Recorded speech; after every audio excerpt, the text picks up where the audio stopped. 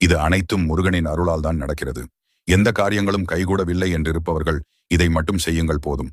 காலை எங்கு சென்றாலும் முருகனை நினைத்து நெற்றியில் திருநீர் வைத்துக் கொண்டு செல்லுங்கள்.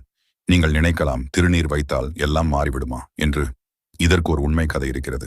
அதை கேட்ட பின் உங்களுக்கு மெய் சிலிர்த்து விடும். ஒருவர் வேலை கிடைக்காமல் பல நாட்களாக இருந்தார்.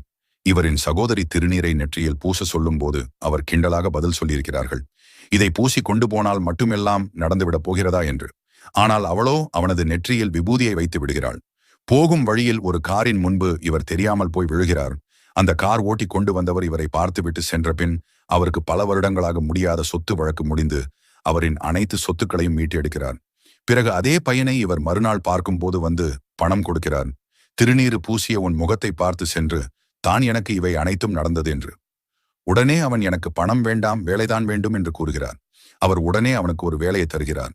அவர் அவனுக்கு கூறுகிறார்,